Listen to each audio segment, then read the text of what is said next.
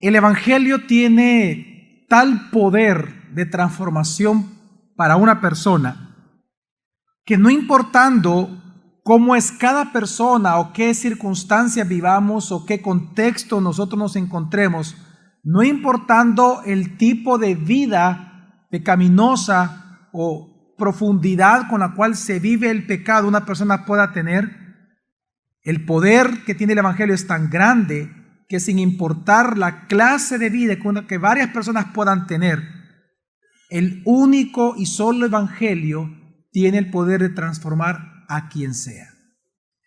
Precisamente hoy el sermón de esta mañana se titula El Evangelio puede transformar a cualquiera. Y entendiendo que el título es muy simple, pero es porque queremos exaltar realmente esta virtud y esta característica que tiene dicho Evangelio. Y nosotros, para poder ver este poder transformador que se tiene, vamos a tomar de ejemplo 3 historias continuas que el mismo evangelista Lucas nos presenta para demostrar precisamente ese punto: el alcance, el poder, la naturaleza, la virtud que tiene el verdadero Evangelio de la gracia de Jesucristo. Y por eso en el capítulo 16 vamos a leer 3 historias en donde son 3 personas diferentes, contextos de vidas muy distintos, situaciones económicas, situaciones sociales, situaciones familiares muy diferentes entre las 3 personas, pero al enfrentarse al mismo Evangelio, los 3 se convierten dando el mismo resultado. Y precisamente vamos a leer estos 3 casos, 3 personas. Y la primera de ellas es la historia de una mujer llamada Lidia. Dice Hechos de los Apóstoles, capítulo 16, versículos 12 al 14, así. Y de allí a Filipos, primera ciudad de la provincia de Macedonia y una colonia. Y en esta ciudad pasamos algunos días. Y en el día del sábado salimos fuera de la puerta, junto al río, donde suponíamos que había un lugar de oración. Y sentándonos, hablábamos a las mujeres que se habían reunido. Y estaba escuchando cierta mujer de nombre Lidia, de la ciudad de Tiatira, negociante en telas de púrpura, temerosa de Dios, y el Señor le abrió el corazón para que estuviera atenta a lo que decía Pablo. Si nosotros nos damos cuenta, el evangelista se incluye en la historia porque es importante comprender de que no es que a él le contaron estas historias, sino que él fue un testigo ocular. Lucas, tenemos que recordar que él es el escritor de Hechos de los Apóstoles, al igual que de su Evangelio. Ambos, tanto el Evangelio de Lucas como Hechos de los Apóstoles, fueron escritos para la misma persona, una persona llamada Teófilo. En el versículo 1 de ambos libros o cartas, nosotros encontramos esa descripción.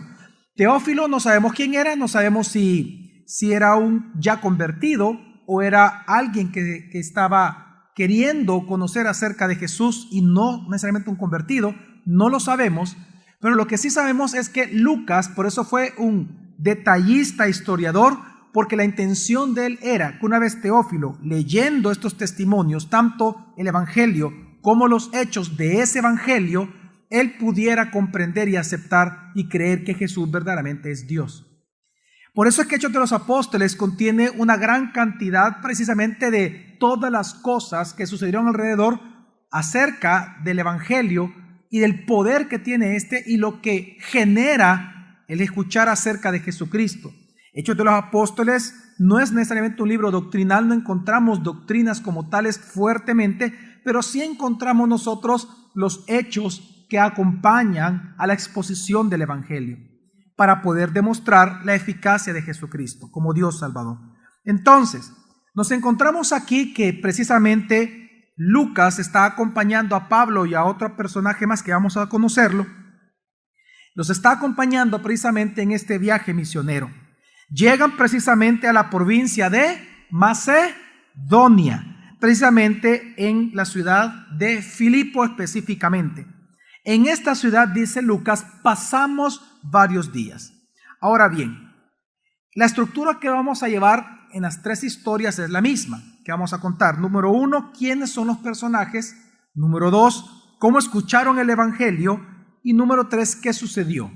Así que, en primer lugar, en esta historia, aquí en Filipo, cuando habla que se reunieron con algunas mujeres y entre ellos estaba Lidia, la pregunta es, ¿quién era esta mujer Lidia? Una de las cosas que el evangelista Lucas nos hace ver y notar, que no lo hace con las siguientes historias, sino que solo con Lidia, es que nos dice de dónde ella era, de dónde ella procedía. Dice una vez más el versículo 14. Y estaba escuchando cierta mujer de nombre Lidia, de la ciudad de Tiatira, negociante en telas de púrpura, temerosa de Dios. Estas 4 cosas son bien importantes. En primer lugar nos dice, estaba escuchando una mujer de nombre Lidia de la ciudad de Tiatira. Lucas describe la ciudad de Tiatira como la ciudad natal de ella para hacernos entender que ella era una mujer distinta a las que se encontraban allí. Era una mujer cosmopolita muy importante. Actualmente en el mundo, para entender a qué ciudades me refiero, ciudades cosmopolitas son Tokio, París, Bangkok, Distrito Federal, Barcelona, Madrid. Es decir, eran ciudades en el tiempo de Pablo. Tiatira era una ciudad sumamente importante y rica. Las personas que allí vivían precisamente podían económicamente vivir ahí porque era una ciudad comercial muy importante. Tiatira era conocida porque había muchas industrias. Una de ellas, y de las más caras precisamente, era el teñir las telas de color púrpura. Por eso es que dice, había una mujer que venía de Tiatira, en donde dice también a qué se dedicaba, negociante en telas de púrpura. Lo que Lucas nos está diciendo es que nos enfoquemos que no era una mujer normal, era una empresaria que no era muy común en la época. No una empresaria de negocios pequeños, sino que una empresaria de negocios muy, muy rico, de mucho dinero. ¿Por qué? Porque las telas púrpuras eran específicamente utilizadas por la gente rica y por la realeza, solo por gente de la nobleza. Por eso es que usted va a encontrar, cuando usted recuerda que Jesús fue azotado, cuando él se le puso la corona de espinas. Antes de ponerle la corona de espinas, ¿con qué telas en forma de burla lo vistieron? ¿Con telas de qué? ¿Color qué? Púrpura. ¿Por qué? Porque comenzaron a burlarse de que él era el rey de los judíos. Y es que tiene que entender que la tela púrpura era exclusivo uso de la realeza y de la nobleza de cualquier ciudad. Solo la gente rica usaba ese tipo de ropa. Si nosotros trasladamos al tiempo de ahora, es decir que ella era una de las mejores diseñadoras de su tiempo. Hubiera sido una Carolina Herrera o no sé qué otra más, yo no conozco mucho de eso, pero una excelente diseñadora. Es decir, ella era una mujer distinta, una mujer muy inteligente, una mujer que vestía muy bien, una mujer que probablemente era hermosa, que se vestía de manera muy especial, que se sabía arreglar, que se sabía pintar. ¿Por qué? Porque ella tenía que estar de acuerdo o tener una imagen conforme a su negocio. Ella no tenía su negocio en el mercado local, ella visitaba las casas, ella visitaba a las familias. Era una mujer de mucha influencia en la sociedad y muy reconocida socialmente. Ahora, es decir, que Lucas nos enfoca en esto. Su realidad como mujer era distinta a otras, era una mujer acostumbrada a la belleza, estaba en la industria de la belleza y era una mujer en sí misma hermosa. Y como si eso fuera poco, era rica, muy rica. Lo sabemos porque ella tenía varias propiedades. Una de esas lo vamos a ver aquí mismo en Filipo, como también en otros lugares en Tiatira y otras ciudades más. Donde ella comerciaba, tenía propiedades. Ahora bien, no solamente Lucas nos da ese detalle, sino que también nos da otro detalle importante, que a pesar de todo esto, era temerosa ¿de quién? De Dios. Y ese es un detalle importante. ¿Por qué? Porque una característica de las personas de Tiatira es que eran personas que practicaban la fornicación o practicaban las orgías o practicaban el adulterio precisamente como una forma de ofrendarle a sus dioses. En Tiatira, ¿se recuerdan ustedes cuando Jesús habló a las 7 iglesias de Apocalipsis? Una de ellas era la iglesia ¿de qué? ¿De dónde? de Tiatira. La queja, es decir, más que la queja, la condenación o la demanda que Dios le hace a la iglesia de Tiatira es que soportaban a una mujer llamada ¿qué? Jezabel, que se acostaba con los hombres, controlaba al pastor de la iglesia y promovía el libertinaje sexual. Es decir, Tiatira era conocida precisamente porque existían gremios. Para usted vender telas púrpuras tenía que pertenecer al gremio. Usted quería ser, digamos, un empresario de venta de muebles, tenía que pertenecer al gremio, pero pertenecer al gremio implicaba adorar los dioses paganos del gremio.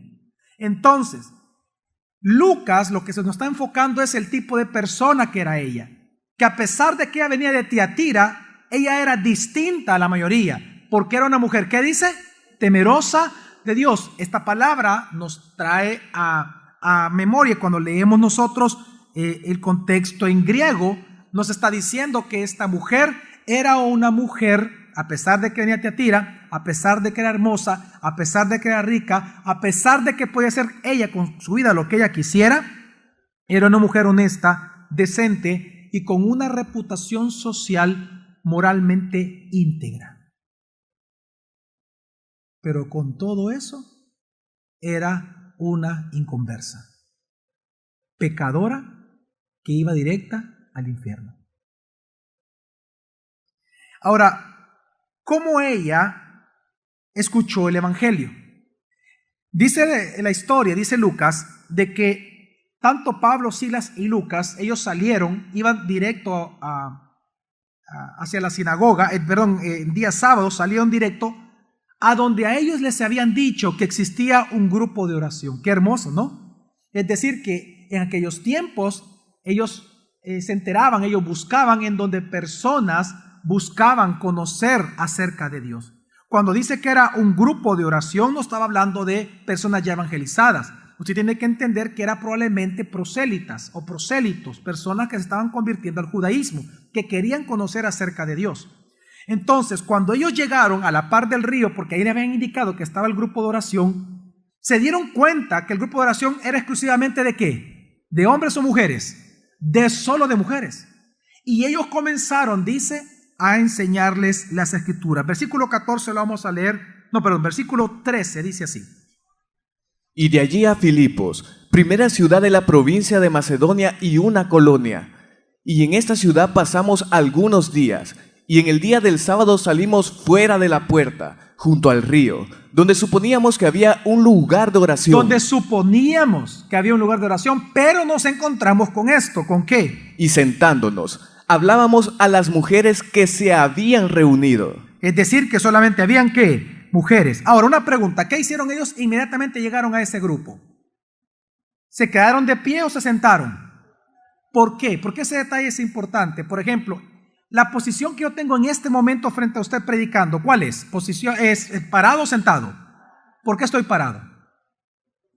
Porque el grupo que escucha es que pequeño o grande. Grande. Pero por ejemplo, cuando usted invita gente a su casa y el grupo es de 10 personas, 8 personas, 7 personas, usted habla con ellos todos los temas parado frente a ellos. ¿Qué hace usted? Sentado, porque caben todos en un círculo. Ok, ese detalle es importante. Cuando ellos llegaron, dice la escritura, que tanto el apóstol Pablo como Lucas y Silas, ¿qué hicieron? Se sentaron. Es decir, que lo que hizo el apóstol Pablo fue no dar una cátedra, no dar un sermón, no comenzó a hacer toda una exhortación como lo hizo en Atenas con los filósofos, sino que él comenzó a explicar las escrituras, es decir, a mostrar desde el Antiguo Testamento, porque solo en ese momento estaba escrito solo el Antiguo Testamento, empezó a demostrarles cómo desde Moisés hasta los profetas el Evangelio se ve en cada una de sus páginas. En otras palabras, lo que comenzó a hacer el apóstol Pablo es a predicarles el Evangelio a través del Antiguo Testamento y a mostrarles cómo el Antiguo Testamento señalan a Jesús como verdaderamente el Hijo de Dios, como Dios Salvador. Y precisamente es decir, cuando Lucas detalla que ellos se sentaron, era para demostrar que lo que sucedió ahí fue una discusión racional. Pablo comenzó a convencerlas, Pablo comenzó a enseñarle, fue un estudio bíblico más que un sermón. Él comenzó a enseñarles a través de las Escrituras cómo Jesús se ve en el Antiguo Testamento y cómo el Antiguo Testamento señala a Jesús como el Cristo. ¿Y qué fue lo que pasó entonces cuando Lidia comenzó a escuchar esto? Que dice la Escritura que el Señor le abrió su ¿qué? El corazón. Es decir, ¿qué es importante eso? Porque no solamente Dios afectó su mente, sino que ella comenzó a emocionarse. Lo que Lucas nos está enfocando es lo que pasó dentro de ella. No solamente ella comenzó a ser convencida, no sabemos qué dudas vivía Lidia. No sabemos si ella era, por ejemplo, de los estoicos o era de otro tipo de escuela filosófica. No lo sabemos. No sabemos si era de los liberales, no sabemos. No sabemos si ella se cuidaba o ella buscaba ser decente, pero para ella poder obtener justificación propia. Pero eso es lo que da a entender de alguna manera el texto. Es decir, no sabemos con exactitud qué pensaba ella ni qué dudas tenía, pero sabíamos que sus dudas la estaban llevando a buscar de Dios. Ella necesitaba respuestas. Y aquí que de repente aparece un hombre, cosas que ella nunca había escuchado, resulta que este hombre le comienza a enseñar. Sus dudas comienzan a disiparse, su corazón viene a ser iluminado, su mente es iluminada, sus emociones iluminadas y por lo tanto su voluntad es movida. ¿A qué? A reconocer que Jesús es Dios Salvador. Dice que precisamente, dice la Escritura, y estaba escuchando, dice, y el Señor le abrió el corazón, ¿pero para qué? Para que estuviera atenta a lo que decía Pablo. Es decir, lo que hizo Dios con ella es que ella estuviera atenta al Evangelio y escuchando el Evangelio se convirtiera a Jesucristo. Y esto sucedió. Cuando uno revisa las palabras en griego de este texto, lo que resulta, lo que es bien obvio, es que Lucas nos está enfocando en las emociones de ella. Ella se emocionó, se alegró, se llenó de gozo. Fue una mujer que por fin y al fin estaban siendo respondidas las preguntas que ella tanto por años probablemente ella tuvo. Y aquí que aparece que a través del Evangelio comprendió lo que ni los filósofos en toda su sabiduría jamás le pudieron explicar. Ella se convirtió, ella se maravilló, se llenó de gozo por lo que Pablo estaba enseñando. Nosotros encontramos aquí a una mujer que según lo que leemos, ella no tenía esposo. Ella ni estaba casada, ni tampoco tenía hijos. Lo sabemos porque se nos da ciertos detalles más adelante de Lidia. Pero realmente ella no tenía ni esposo ni hijos. No sabemos si ella realmente deseaba un amor que la acompañara toda su vida. Pero resulta ahora que esta mujer que estaba sola, resulta que ahora comienza a escuchar un evangelio y en este evangelio resulta que hay un Dios de amor que la está enamorando y ahora resulta que ella se está enamorando de este Dios. El amor que ella nunca experimentó, lo comenzó a experimentar ahora directamente con Jesús.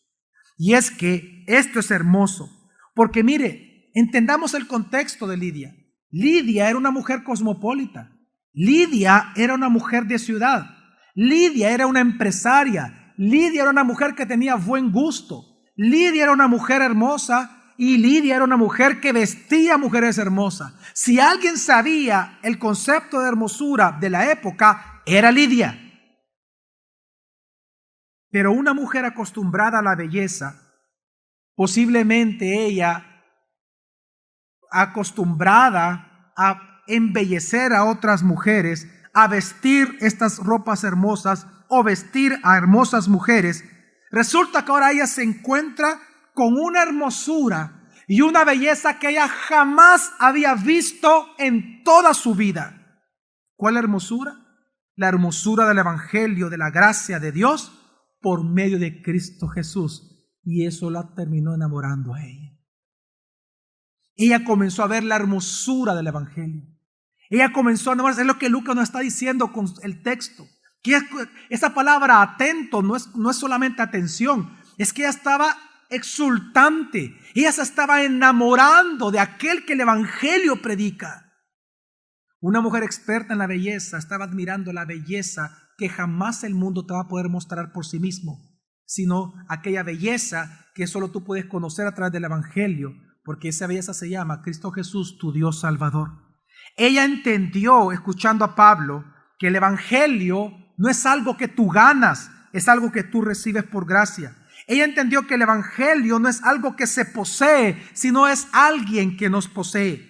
Ella entendió que el evangelio no es un mensaje religioso, sino la buena nueva acerca de la salvación de Dios.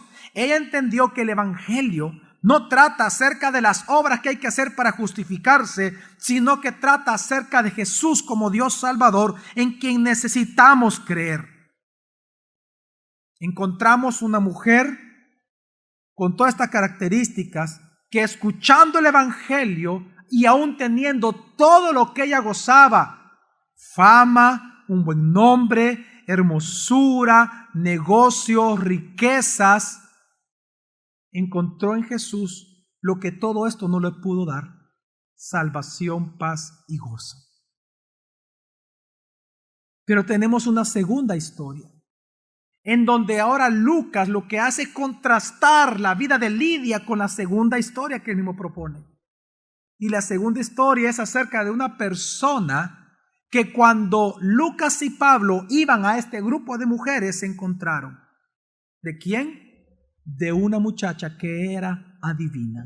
Dice así la Escritura, Hechos 16, del 16 al 18.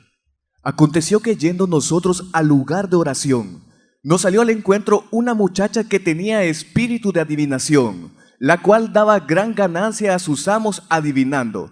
Esta seguía a Pablo y a nosotros, gritando: estos hombres son siervos del Dios Altísimo, quienes anuncian un camino de salvación. Y esto hacía por muchos días, hasta que Pablo se disgustó y, volviéndose, dijo al espíritu: en nombre de Jesucristo, te ordeno que salgas de ella. Y al momento salió de ella. ¿Quién era esta niña? Si nosotros leemos el texto, dice el versículo 16, nos salió al encuentro una muchacha que tenía espíritu de adivinación. La palabra muchacha no significa en griego lo que para nosotros significa una muchacha. Para nosotros una muchacha suena a una persona joven, adulta probablemente, ¿sí o no? Una mujer joven. Pero aquí la palabra muchacha en griego no es joven, sino que es niña. Era una niña aproximadamente unos 10 años, entre 10 no máximo de 14. Era una niña realmente. Una niña que era, no solamente tenía un espíritu de adivinación, es decir, que era poseída por un demonio, sino que también era una esclava. Porque si leemos el texto, dice, la cual daba gran ganancia ¿a quiénes? No dice a sus padres, ¿a quiénes? A sus amos. Ella era esclava. Ahora, y esto es importante entender, primero no tenía padres. Lo más seguro que ella fue vendida por sus padres a estos amos. Y lo más seguro, porque era muy niña, y lo más seguro, o puede ser que haya nacido bajo esclavitud también, podría ser otra opción. Pero también es importante entender que esta niña, y quiero que entienda lo que le voy a decir, cuando la Biblia dice que ella era esclava, usted tiene que entender que ella no solamente está hablando de que era ocupada a través de la adivinación de este demonio que ella tenía para hacer rico a sus amos, sino que también ella era una esclava sexual para su amo. Lo más normal y común en el tiempo bíblico, acá, en este tiempo de Pablo, es que todas las esclavas eran objeto sexual de sus amos. Es decir, que esta niña no solamente servía adivinando para la sociedad, sino que era violada por su amo muy seguido durante la semana. Un contexto diferente a Lidia. Una mujer abusada. Es como hablar de una persona que está inmersa en el crack, que está esclavizado a la droga, que está esclavizado al adulterio. Es como una persona que está esclavizada a la fornicación, al abuso sexual, al abuso, una mujer o un hombre, al abuso dentro del matrimonio, un hijo, un esposo, un padre de familia. Estamos hablando aquí de un caso distinto. No estamos hablando de un caso de una persona que moralmente era buena o que es buena como cualquiera que practica una religión, como Lidia, sino que estamos hablando de alguien que estaba en lo más profundo de la sociedad, como aquel que vive tirado en la cuneta, en la calle, drogado. Así era esta niña.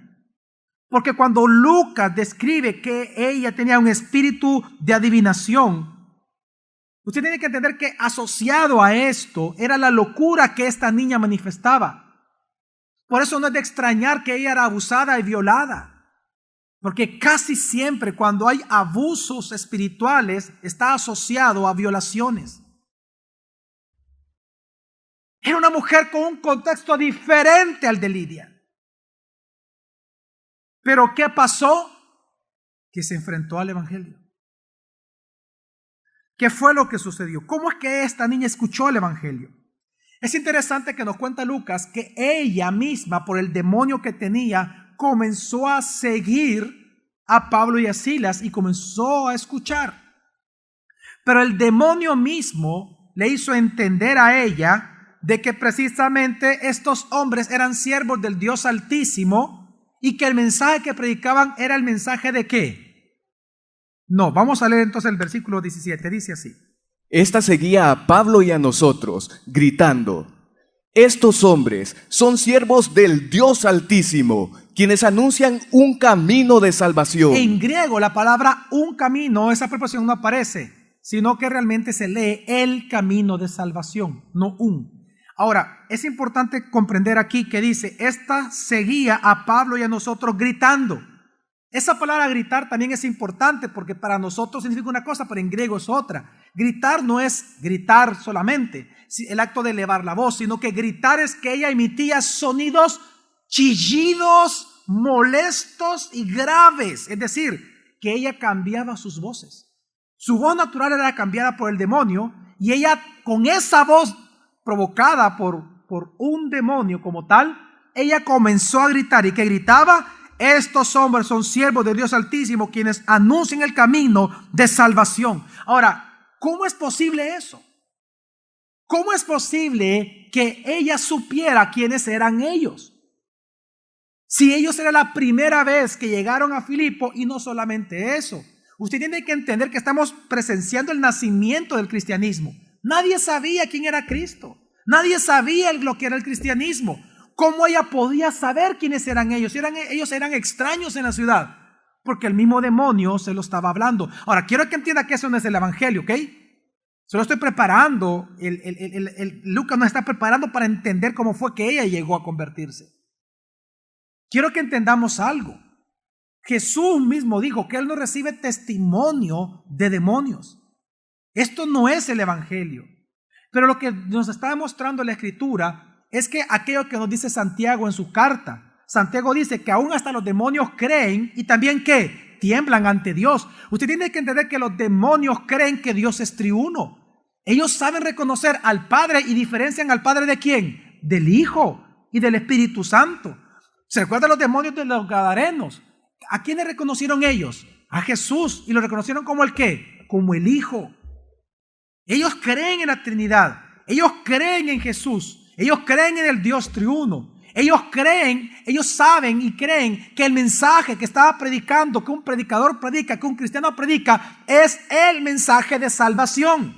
Los demonios lo creen, pero ¿qué pasa con ellos? Que aunque lo creen, odian el mensaje y odian a Dios. Ese es el punto. Es que usted tiene que entender que los demonios reconocen a Dios. Ellos saben quién es Dios. Ellos saben lo que les esperan. ¿Se acuerdan los demonios del Gadareno? ¿Qué fue lo que dijeron a Jesús? ¿Por qué nos estás atormentando? ¿Qué les dijo? Antes de ti. Ellos sabían eso. Mejor ellos y no algunos que están aquí probablemente. ¿Sí?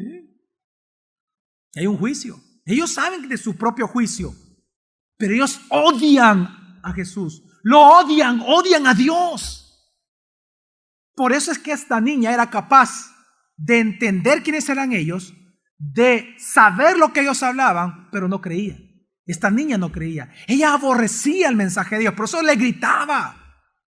¿Pero por qué? Porque estaba poseída por un demonio. Y mientras ella estuviera poseída, ella no podía aceptar, ni creer, ni recibir ese evangelio, aunque sabía que era mensaje de salvación. Pero no quería ser salvada porque era poseída. Ahora, este es un detalle bien importante que nos da Lucas. ¿Por qué? Porque tenemos que entender que nadie, jamás en la vida, nadie de nosotros, ni los cristianos, ni los no cristianos, nadie de nosotros tiene realmente control de su propia vida. Usted siempre estará controlado por alguien o por algo. Usted siempre va a ser controlado por aquello que usted ama. Por eso aquella famosa frase es cierta. Usted se vuelve lo que usted adora. Porque resulta que lo que usted adora es lo que usted más ama. Y lo que usted más ama es lo que lo termina controlando usted todos los días. Por ejemplo, si lo que usted más ama es el dinero, si usted lo que más ama es sus negocios, si su vida gira en torno a sus negocios, quiero que entienda que el tiempo de cada día, el tiempo que usted invierte cada día, lunes a domingo, el tiempo, el dinero, el uso del dinero, dónde usted vive, dónde usted come, cómo usted viste, va a estar enfocado en los negocios.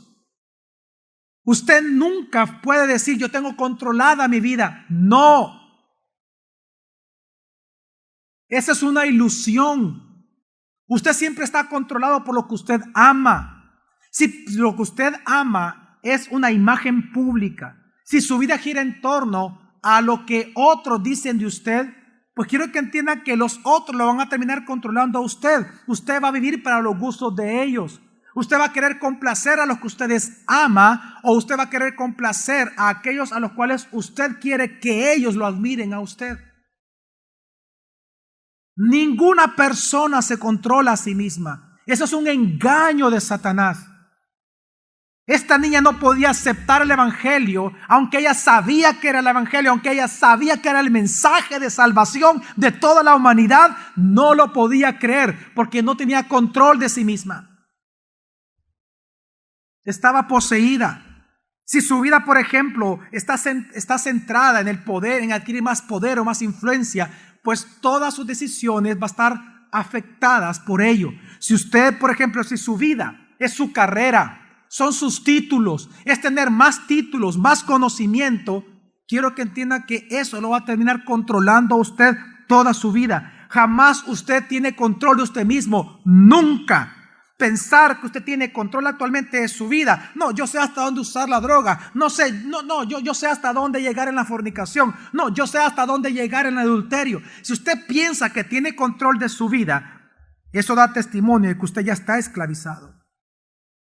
¿Qué pasó con esta niña? Ahora es interesante lo que pasó. Una pregunta, ¿acaso Pablo fue movido a misericordia y a compasión y por eso liberó a la niña? No.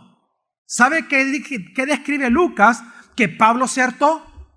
Fueron tantos días de escuchar estos chidos, esa gritadera que tenía esta cipota, que vino él, se enojó, se hartó del demonio, se dio la vuelta y le dijo, vete en el nombre de Jesús, sal de ella en el nombre de Jesús. ¿Y el demonio qué hizo? Se fue de ella. Ahora, ¿por qué ese detalle es importante? ¿Sabe qué está haciendo Lucas? Es hermoso esto que para nosotros entenderlo es hermoso. Lucas nos está enfocando en una realidad. Pablo, usted puede decir, pero mire, pastor, usted no está haciendo mucha justicia a Pablo. Es que yo no creo que un hombre de Dios como Pablo se haya enojado y que no haya sido la compasión lo que lo movió, sino que se hartó y enojado. Es que eso es lo que dice Lucas. La palabra disgustar aquí en Lucas es que se enfureció tanto Pablo. O sea, él no lo hizo por compasión a la niña. Él lo hizo porque él estaba harto, él lo hizo por él. Vete, demonio, de aquí. Ahora, ¿por qué ese detalle es importante? Porque con eso nos demuestra algo, que el poder del evangelio no está en aquel que lo posee. El poder del evangelio no está en quien lo predica. El poder del evangelio no está en nosotros. El poder transformador del evangelio está en Dios. Nosotros no somos nadie. Nosotros no somos nada. No es nuestra elocuencia, no es nuestra sabiduría, no es nuestros títulos, no es nuestra experiencia, no es entre más yo grite o entre más suave yo predique lo que te va a convencer de pecado, sino Dios a través de su Espíritu Santo, el que convence de pecado, de justicia y de juicio. Y es Dios a través de su Espíritu, en el nombre de Jesús, que libera a todo aquel que se encuentra esclavizado a algún pecado. No es el predicador, es Jesús, Dios Salvador, el que salva. Amén. ¿Me doy a entender, mi familia? Lucas nos está enfocando en eso. Ahora bien, tenemos que entender que esta es una gran noticia para todos aquellos que están esclavizados. Probablemente aquí esta mañana hay alguien esclavizado a las drogas, o al adulterio, o a la fornicación, o a la mentira, o usted ha asesinado, o usted extorsiona, o usted pertenece a las maras, o usted es un secuestrador. Yo no sé a qué usted está esclavizado, pero el mismo poder que liberó a una mujer de su falsa moralidad a través de un raciocinio, a través de un estudio bíblico, ese mismo evangelio tiene el poder para que de manera poderosa y milagrosa usted sea liberado de la esclavitud que lo esclaviza. Es el mismo evangelio, es el mismo Dios Salvador. Y esta es la gran noticia, que el evangelio es suficiente, Cristo es suficiente, Dios es suficiente. Amén. Así como Dios liberó a través del susurro y del amor de un estudio bíblico, así también Dios es capaz de liberar con poder aún al peor de los pecadores esclavizados, al peor de los pecados. Es que mire, y es importante, el evangelio no solamente tiene el poder de convencer a las personas como Lidia a través de un estudio bíblico, sino de liberar a personas esclavizadas como esta niña esclavizada. Así como Lidia necesitó ver a Jesús en la Escritura, esta niña no necesitaba eso. Ella sabía acerca del mensaje. Ella lo que necesitaba era tener un encuentro de poder con aquel que las Escrituras dan testimonio, es decir, con Jesús.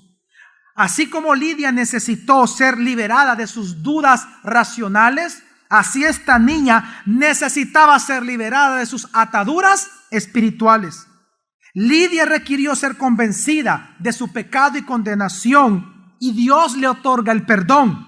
Pero esta niña requería ser liberada de sus ataduras espirituales, y Dios se otorgó a sí mismo como su nuevo Señor. Dos personas diferentes, dos realidades diferentes, pero un solo Dios, un solo Salvador, un solo Evangelio, y el mismo resultado sin importar la clase de persona que se sea. Ese es el poder del Evangelio. Ese es el poder de Cristo. Y la tercera historia que Lucas nos coloca, un hombre, el carcelero. Resulta que cuando viene Pablo y echa fuera al demonio de esta niña, y esta niña logra entonces llegar a los pies de Jesús, se acabó el negocio para los amos.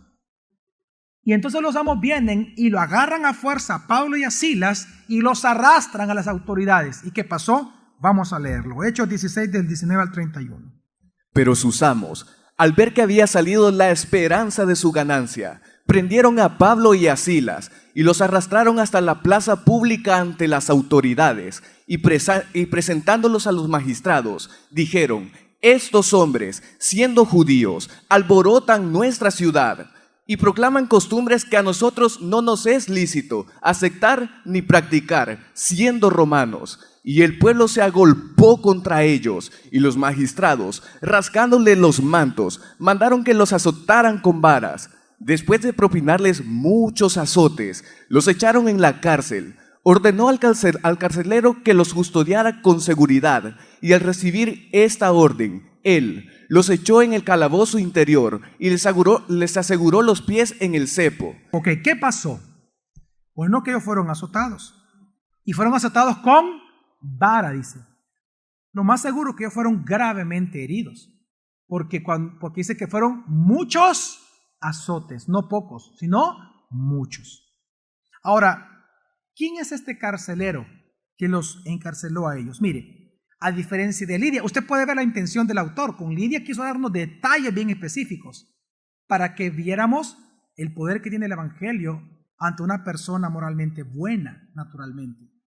Luego nos enfoca Lucas en una niña esclavizada y abusada sexualmente, precisamente para ver la condición de ella y el poder transformador del Evangelio. Pues ahora el carcelero no nos dice mucho. De hecho, no nos dice nada quién era él. Lo que sí sabemos es que tenía familia, y lo que sí sabemos por la historia bíblica es que los carceleros, por sobre todo de esta ciudad, lo más común en el tiempo de Pablo es que eran militares. Estamos entonces hablando de un ex militar. Normalmente los carceleros eran ex militares ya jubilados, ¿verdad? Ya que ya no estaban dentro de la milicia del imperio, pero que el imperio los ocupaba siempre para cuidar a los presos. ¿Por qué para ellos era importante que fuera un ex militar? Porque los militares están acostumbrados a dar golpes. a dar duro y a controlar la situación a través de la fuerza. Ellos están entrenados para eso, usar la fuerza para control. Entonces, en una cárcel se necesita controlar a todos ellos a través de la fuerza. Entonces, ¿qué hizo este carcelero? Bueno, lo que él hizo fue, los llevó al calabozo interior. Eso es importante. Es decir, en el calabozo interior, en lo más profundo de esta cárcel, el calabozo interior era aquel lugar en donde no había luz natural y no había un buen aire, es decir, que era un aire rancio, contaminado. Y no solamente entonces lo llevaron al peor lugar de la cárcel, sino que también les pusieron sobre sus pies ¿el qué? Los cepos. Ahora bien, ¿qué pasó? ¿Qué hicieron ellas? Si se da cuenta, Lucas aquí ya nos incluye, porque él no fue preso, solamente fue Silas y Pablo. Entonces, ¿qué hicieron ellos? ¿Qué hizo Pablo y qué hizo Silas? ¿Se quejaron ante Dios? ¿Acaso ellos dijeron, bueno, Señor, ¿y qué pasó? Aquí en Filipo, tú nos enviaste, estamos predicando, evangelizamos a Lidia, liberamos a la niña, y así nos pagas, y así nos tratas? ¿Ese fue lo que hizo Pablo? ¿Eso hizo Pablo y Silas, quejarse ante Dios? Dice el versículo 25. Pero hacia la medianoche, Pablo y Silas estaban orando y cantando himnos a Dios, y los presos escuchaban. Qué hermosa escena. No les ser encarcelado, eso no es hermoso para nadie. Pero qué hermoso es poder ver el corazón de un cristiano. Que alguien que está poseído por Dios y no por demonios, sino que por Dios, aun cuando está en las más duras pruebas, su oración no cesa y su alabanza de acción de gracias no cesa ante Dios. Ellos lo que hicieron fue cantar la palabra. ¿Qué hicieron ellos? Cantar, porque no podemos negar que lo que ellos cantaban era la palabra. Cuando habla de himnos, está hablando de los salmos. Es decir, que ellos estaban cantando la palabra. Y por eso los presos, los demás encarcelados, escuchaban la voz de Pablo y la voz de Silas. Ellos estaban escuchando no solamente su voz, sino escuchando lo que ellos hablaban. Ellos estaban escuchando la palabra cantándose, al igual que el carcelero. Entonces, ¿qué sucedió? Pues nos cuenta la historia de que versículo 26 al 31 que pasó lo siguiente. Repentinamente hubo un gran terremoto, hasta tal punto que fueron sacudidos los cimientos de la cárcel, y al instante todas las puertas fueron abiertas, y las cadenas de todos fueron soltadas. Despertando entonces el carcelero, al ver abiertas las puertas de la cárcel, y suponiendo que los presos se habían escapado, sacó la espada y estaba a punto de suicidarse. Antes de continuar, esto es lo que le pasa a una persona cuando tiene su vida centrada en algo que no es Cristo. Cuando tú enfocas tu vida, cuando para ti el centro de tu vida es otra persona, es un hombre en el caso de una mujer.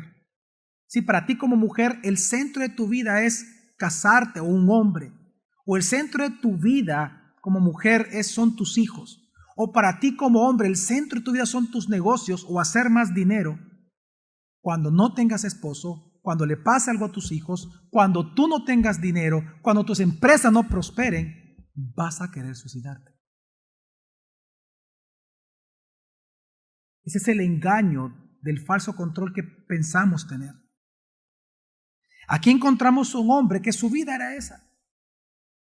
Porque tiene que entender que el carcelero era un hombre mayor de edad. Una vez más diferente, Lidia, una mujer cosmopolita, probablemente una mujer joven entre 35 y 45 años de edad probablemente. La niña, una niña de 10 a 14 años, esclava sexual y esclava de demonio. Y un hombre ya mayor de edad, arriba de los 55 o 60 años de edad, que su vida era ser carcelero porque si no, no podía darle de comer a su familia.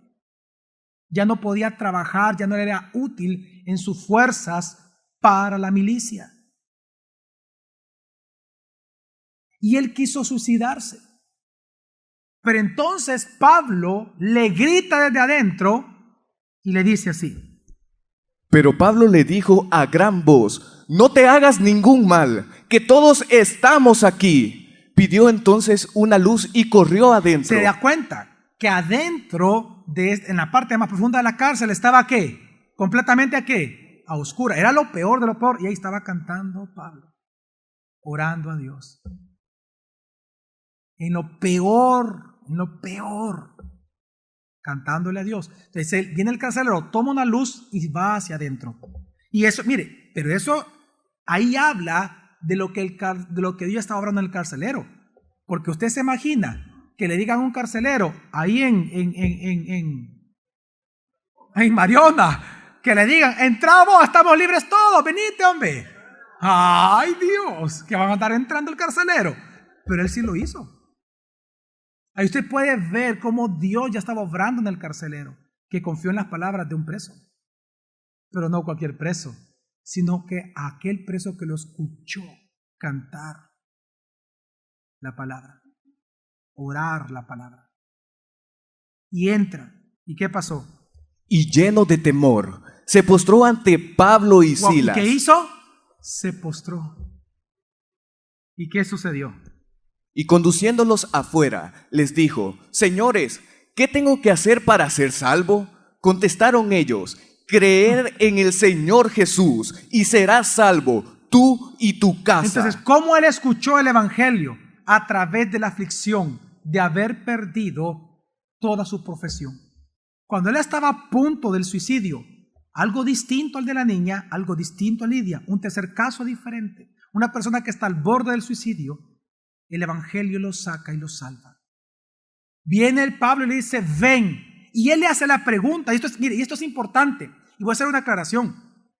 Cuando Pablo cantaba la palabra y oraba la palabra, usted tiene que entender que él, no es que él escuchó ahí el evangelio. El evangelio él lo pregunta, ¿qué tengo que hacer para ser qué? Salvo. Y ellos contestaron, y ahí le fue predicado el evangelio, cree en el Señor Jesús y serás salvo. ¿Por qué hago esta aclaración? Porque hoy en día hay una moda que muchos cantautores dicen. Ellos justifican ir a varios lugares escandalosos, como por ejemplo al Vaticano, a de antibudista, donde le den mucho dinero y les pagan. Y ellos dicen, no, yo voy porque es que voy para predicar el evangelio, para que ellos conozcan el evangelio, para compartir el evangelio. Pero cuando usted ve lo que ellos hacen, ellos lo único que hacen es ¿qué? Es cantar. Y quiero que entienda algo, el evangelio no se canta, el evangelio se predica, el evangelio se explica, el evangelio se estudia, el evangelio se expone, desde Moisés hasta los profetas y todo el Nuevo Testamento. No se canta. El evangelio se predica. Y usted lo ve aquí, el carcelero no se convirtió escuchando los himnos. Lo que sí tenemos que entender y tenemos que ser íntegros es que los himnos contienen parte del evangelio. Amén. Y dan testimonio de él. Pero nadie se convierte escuchando himnos. Nadie se convierte escuchando así, sino que se convierte escuchando ¿el qué? El evangelio, la palabra. Y le es predicado y él se convirtió ahí. Ahora, interesante que él estaba buscando una lista de cosas. ¿Qué tengo que hacer para ser salvo? Y está buscando que le dieran una lista, una fórmula, porque estaba acostumbrado en la época. Pero ellos le dicen, solo cree en el Señor Jesús y serás salvo tú y tu casa. Ahora bien, la pregunta es, ¿los tres creyeron en el evangelio? Sí. ¿Cuál fue el resultado? ¿Cómo sabemos que los tres creyeron en el evangelio? Por el resultado que se dio en sus vidas. Y aquí es importante que preste atención porque no hemos leído algunos de los versículos de cada uno de la historia, de cada uno de ellos. ¿Cuáles fueron los resultados que surgieron en ellos como evidencias de que ellos se convirtieron verdaderamente al evangelio que les fue predicado? En el caso de Lidia fue algo espectacular. Hechos 16 del 14 al 15 dice así la palabra de Dios. Y estaba escuchando cierta mujer de nombre Lidia, de la ciudad de Tiatira, negociante en telas de púrpura, temerosa de Dios, y el Señor le abrió el corazón para que estuviera atenta a lo que decía Pablo, y cuando fue bautizada con su familia, nos rogó diciendo, si consideráis que soy fiel al Señor, entrad a posar en mi casa, y nos constriñó. Wow, qué hermosa la evidencia que mostró Lidia de que ella creía verdaderamente en Jesús. Dice que en primer lugar ella se bautizó. Ya se bautizó como creyente. ¿Sabe usted que lo que la circuncisión, siempre en cada uno de los pactos que vemos en la Biblia, Dios pone por señal algo? En el caso de en el caso de Abraham fue la circuncisión. Y luego los ratifica con Moisés.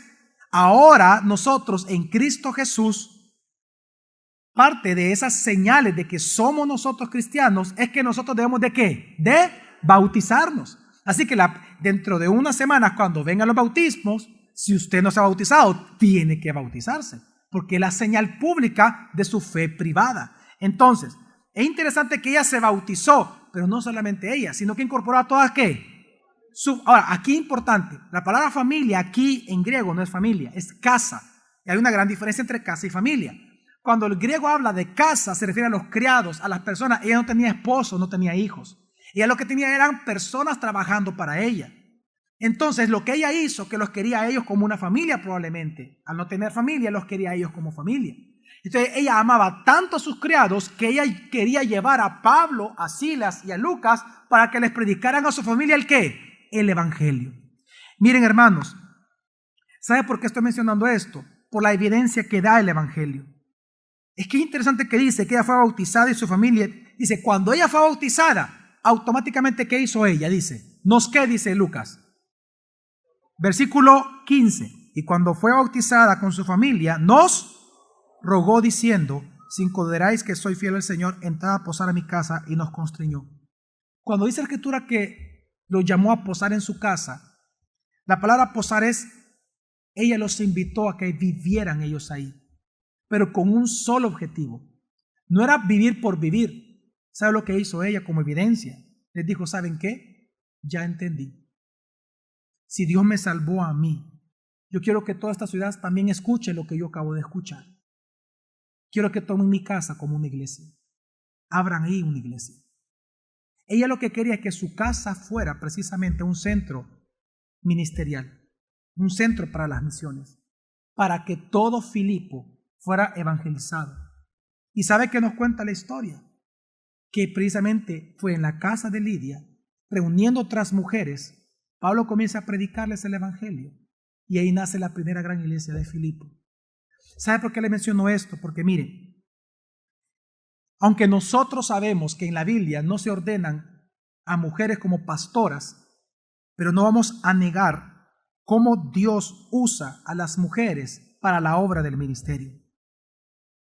Si hay una característica en los inicios de la iglesia cristiana en la Biblia, es cómo Dios lleva a las mujeres como parte importante de este movimiento cristiano que nació en esta época. Dios siempre ocupa grandemente a las mujeres. Y eso es impresionante aquí. ¿Se recuerdan ustedes de los que evangelizaron a Apolos, a Aquila y Priscila? ¿Se acuerdan ustedes? ¿Sabe quién fue quien comenzó a enseñarle la escritura a Apolos? No fue Aquila. Aquila es un nombre de hombre. Fue Priscila. Por eso es que dentro de claro que es de las que menos se considera, pero dentro de las teorías de quién escribió Hebreo, la carta a los hebreos, que no sabe quién escribió realmente, dentro de las teorías, una muy remota, pero existe, es que fue precisamente Priscila, una mujer. Pero obviamente por todo el canon bíblico, como nosotros lo interpretamos y lo vemos, para nosotros es imposible que haya sido precisamente una mujer. Pero no quitamos el nivel de conocimiento bíblico y cómo Priscila predicaba la palabra de tal manera que un hombre la escuchó y un hombre se convierte en uno de los líderes más importantes de la iglesia de Corinto, Apolos, por la enseñanza de Priscila. Esto es hermoso, entender la función que tienen las mujeres en el ministerio. Es hermoso y es muy importante y es muy poderoso. Amén. Amén. En el caso de la niña, no sabemos qué pasó, no sabemos si ellos la liberaron, si la mataron, si la siguieron abusando, no sabemos qué pasó, lo que sí sabemos que fue liberada. Y eso es suficiente evidencia como para saber que Dios la salvó, porque es imposible pensar que Dios solo la liberó sin haberla salvado, porque en los casos que vemos de Jesús en los 4 evangelios, que a la persona que liberaba es la persona que Él salvaba siempre. Entonces sabemos que la niña, la liberación es evidencia y testimonio de que ella creyó en el evangelio. Y en el caso del carcelero que vemos, al igual que Lidia, fue bautizado él y toda su casa. Dice Hechos 16, 32 al 34 lo siguiente. Y le hablaron la palabra del Señor con todos los que estaban en su casa, y tomándolos en aquella hora de la noche, les lavó las heridas, y al instante fue bautizado él y todos los suyos, y los hizo subir a la casa, les puso la mesa, y se regocijó grandemente con toda su casa de haber creído a Dios. 3 cosas hizo el carcelero. Primero lo lleva a su casa. Oiga esto lo que hace. Le lava las heridas a Pablo y a Silas de los golpes de las varas. Bien conmigo, tuvo compasión. Estamos hablando de un militar, hermanos. Tuvo compasión. ¿Alguien preparado para matar? Tuvo compasión. Él lavó las heridas, lavó todo lo que fueron. Y después de haberlos lavado, él mismo les sirvió la mesa a ellos. No dice que la esposa, él lo hizo. Para que ellos le predicaran ¿a quién? A toda su familia. Y toda la familia se convierte, todos son bautizados y todos se llenaron de gozo por haber creído, dice Lucas, la palabra de Dios. Hermanos, en estas historias nosotros vemos 3 marcas que surgen naturalmente en un verdadero cristiano cuando se convierte. ¿Cómo usted puede saber que usted ha creído en el verdadero evangelio? 3 marcas en su vida tienen que haber, que aquí en esta historia nosotros vemos. En primer lugar, nosotros vemos que la primera marca de un cristiano cuando escucha el evangelio y es convertido por el evangelio es compasión. Lidia tuvo compasión de su propia casa, el carcelero tuvo compasión de ellos y le lavó las heridas. Compasión, compasión, compasión. No venganza, sino perdón. La segunda característica es que tuvo un compromiso con el ministerio y la comunidad. Lidia no solamente quiso el evangelio para ella, sino que ella quiso que el evangelio fuera predicado a su casa y luego ¿a quién? A toda la ciudad. De tal manera que ella entendió que sus bienes no eran para ella, sus bienes son para el Señor. Ella estaba tan agradecida por el evangelio, por haber conocido a su Salvador, que ella dijo, no, esta propiedad mía no, esta ya no va a ser mía, esto es para la iglesia, para que se predique aquí la palabra en esta ciudad. Ok, esto va a ser para esto. Y ella comenzó a apoyar los viajes de Pablo, a apoyar a su propia comunidad, a los de su casa, a su iglesia. Y en el caso del carcelero fue con su familia, que se bautizaran y que se gozaran en el Señor. Ahora, esto es importante, ¿por qué? Es importante porque cuando nosotros vemos en la Biblia, tenemos que entender que aunque el cristianismo es algo personal, amén, amén, que aunque el cristianismo es personal, entendamos que eso no significa que sea privado. Son 2 cosas muy diferentes. Una vez más, una verdad importante que vemos en todo esto es que el cristianismo es personal, pero no es privado, es comunitario. Su relación con Cristo es privada, pero también es comunitaria. Usted comparte el evangelio. Es decir, tú crees en lo individual, pero tú compartes en lo público. Los cristianos no solamente amamos el evangelio, sino que amamos con el evangelio. Y esa es una señal inequívoca que somos verdaderos creyentes, que hemos sido impactados por el evangelio, rescatados por Jesucristo. La compasión, pero también la bondad, el deseo de que San Salvador se llene con sana doctrina. Esa es una marca del creyente, comprometido en aquella obra que lo salvó a uno, en la obra de Dios.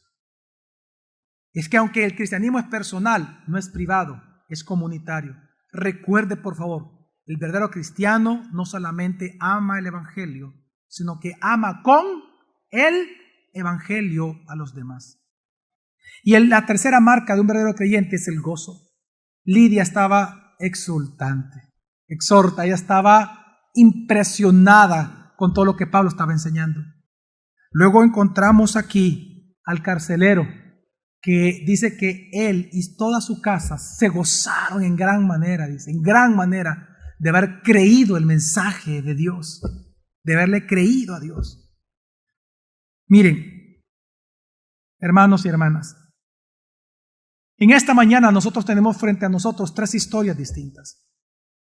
Tres personas muy diferentes, con tres contextos de vida distintos, pero tenemos un solo evangelio y que nos demuestra que este solo evangelio es suficiente para transformar cualquier tipo de persona. Así que, ¿cuál es el mensaje de Dios para nosotros hoy en esta mañana?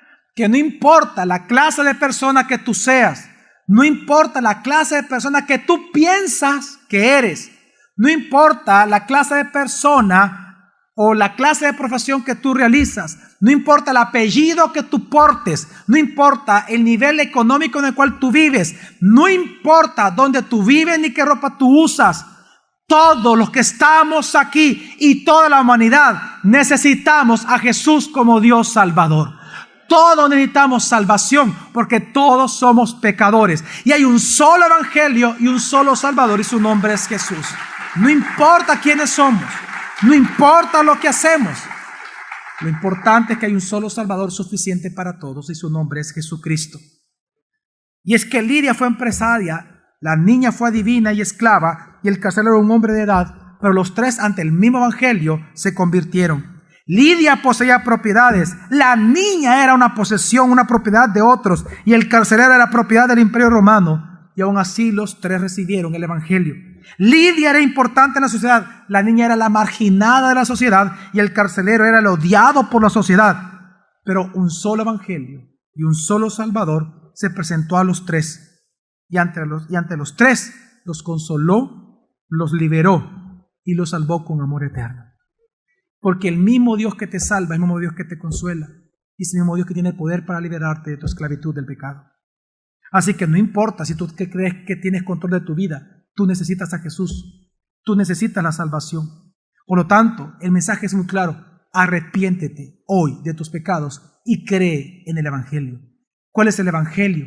Tienes que creer lo siguiente: tienes que entender y aceptar como Lidia, y entender y aceptar como el carcelero, y entender y aceptar como la niña, que tú eres un pecador. Por más que tú quieras hacer, por más religión que tú practiques. Y eso fue lo que entendió Lidia.